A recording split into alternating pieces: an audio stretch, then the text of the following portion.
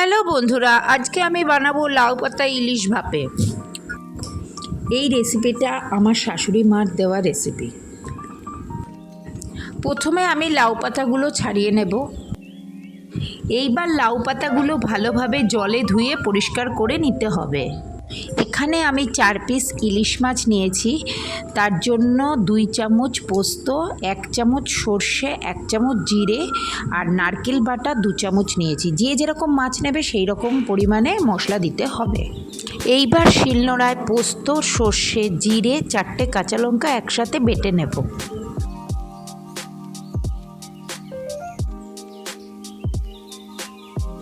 এইবার নারকেল মিশিয়ে মিহি করে বাটবো।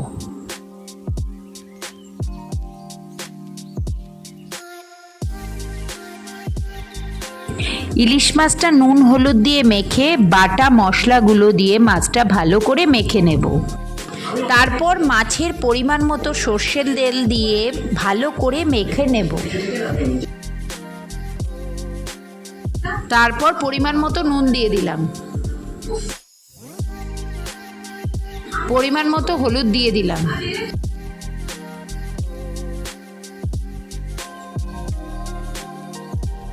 তারপর লাউ পাতা থালায় পেতে 4 পিস ইলিশ মাছ দিয়ে উপরে লাউ পাতা দিয়ে মুড়ে সুতো দিয়ে বেঁধে দিতে হবে, যাতে মশলা না বেরিয়ে যায়।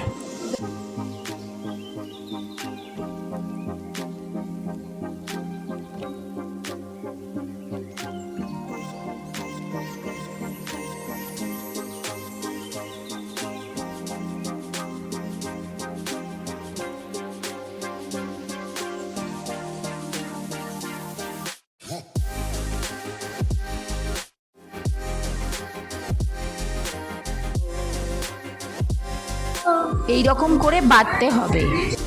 প্রথমে কুকারে 1 গ্লাস চাল দিয়ে 2 গ্লাস জল দিয়ে দিতে হবে। যখন ভাত ফুটবে তখন লাউ পাতায় মোড়া ইলিশ মাছটা দিয়ে দিতে হবে।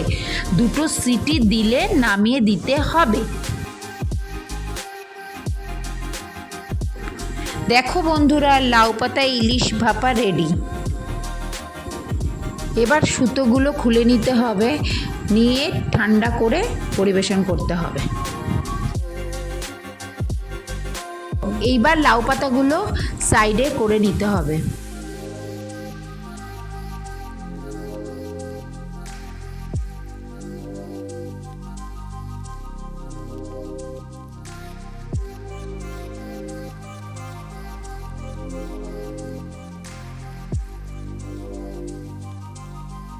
এবার লাউ পাতাগুলো 4টে লঙ্কা দিয়ে মেখে নিতে হবে।